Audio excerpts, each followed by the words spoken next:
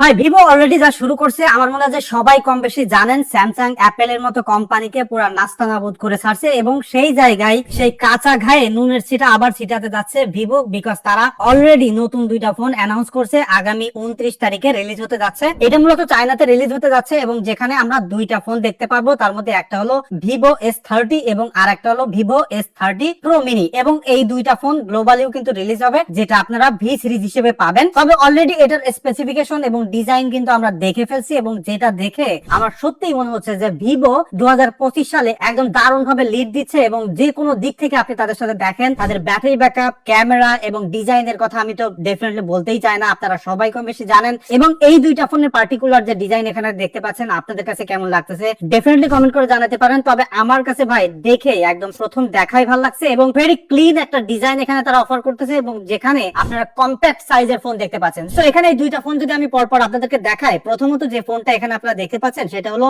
Vivo S30 এবং এই ফোনটাতে আপনারা পেয়ে যাবেন স্ন্যাপড্রাগনের 7 Gen 4 এর প্রসেসর, অর্থাৎ একদম নিউয়ার জেনারেশনের একটা প্রসেসর পাবেন এবং এর সাথে কিন্তু 6.67 ইঞ্চির LTPS ডিসপ্লে পাবেন। এখানে টোটালি প্লাস্টিকের ফ্রেম ব্যবহার করবে, সো এখানে বিল্ড কোয়ালিটিতে একটু স্যাক্রিফাইস দেখতে পাবেন প্রো মিনি থেকেও, বাট এখানে যে ডিজাইনটা আপনারা দেখতে পাচ্ছেন সেটা কিন্তু very similar to S30 pro mini. এবং এই যে ক্যামেরা বাম্পটা দেখতে পাচ্ছেন এখানে কিন্তু প্রপার তিনটা ক্যামেরা থাকবে, তার মধ্যে একটা হলো পেরিস্কোপ টেলিফটো লেন্স থাকবে, যেটা হলো সনির IMX882 সেন্সর, যেটা দিয়ে একদম নেক্সট লেভেলের পোর্ট্রেট তুলতে পারবেন, যেমনটা পোর্ট্রেটের ম্যাজিক আমরা X200 সিরিজে দেখছি। সো ডেফিনেটলি এখানে প্রপার ক্যামেরা সেটআপ পাচ্ছেন এবং এই ফোনটাতে 6500 মিলিঅ্যাম্পিয়ার একটা ব্যাটারি থাকবে। সো চিন্তা করেন ছোট্ট একটা ফোনে 6500 মিলিঅ্যাম্পিয়ার ব্যাটারি পাচ্ছেন, যেটাকে 100 ওয়াট পর্যন্ত ফাস্ট চার্জ করতে পারবেন। এবং এখানে নেক্সট যে ম্যাজিক সেটা হলো ভিভো S30 প্রো মিনি এবং এই ফোনটার আপনারা টোটালি অ্যালুমিনিয়ামের ফ্রেম পাবেন, যেটা এভিয়েশন গ্রেডের অ্যালুমিনিয়াম, পিছনে গ্লাস থাকবে, সামনে 6.3 ইঞ্চির একটা LTPS ফ্ল্যাট ডিসপ্লে দেখতে পারবেন এবং যেখানেও আপনারা পাবেন 6500 মিলিঅ্যাম্পিয়ার ব্যাটারি।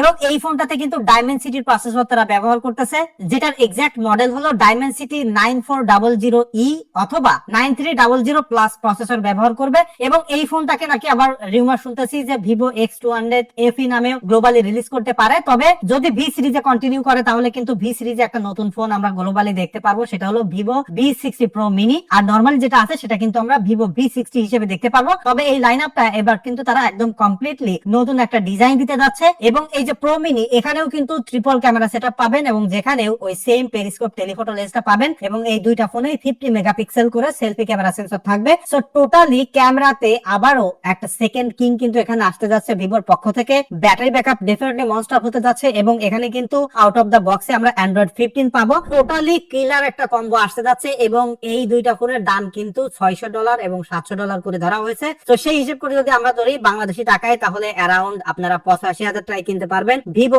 S30 এবং S30 প্রো মিনিটা কিন্তু প্রায় 95 বা 1 লাখ টাকার আশেপাশে চলে যাবে। তবে কিছুদিন পরে এই ফোনগুলোর কিন্তু দাম কমে যাবে এবং আমার মনে হয় যদি অ্যারাউন্ড 60 থেকে 70,000 টাকার মধ্যে এই ফোনগুলো আসে তাহলে definitely best value for money হবে এবং বেস্ট সেলিং ফোন হতে যাচ্ছে for the camera, for the design, for the display এবং for the battery backup. So definitely 2025 সালটা ভিভো ভালোভাবে ডমিনেট করতে যাচ্ছে। আমরা অলরেডি ভিভোর ক্যামেরার ম্যাজিক দেখেছি এবং এখানেও নতুন করে সেটা দেখতে পারবেন। এবং তাছাড়া এই ফোনগুলো কিন্তু অ্যামেজিং 4টা কালার রিলিজ হতে যাচ্ছে এবং ডিজাইন গুলো আপনারা পাশাপাশি কালার গুলো দেখতে পাচ্ছেন। কার কাছে কেমন লাগলো এই ডিজাইনটা সেটা ডেফিনেটলি কমেন্ট করে জানাতে পারেন। এবং ভিভো যে 2025 সালে এইভাবে একটার পর একটা কামব্যাক দিচ্ছে সেটা নিয়ে আপনার কি মতামত, বা 2025 সালে আসলে কোন ব্র্যান্ডটা এখনো পর্যন্ত আপনার মোস্ট ফেভারিট সেটা কমেন্ট করে জানাতে পারেন।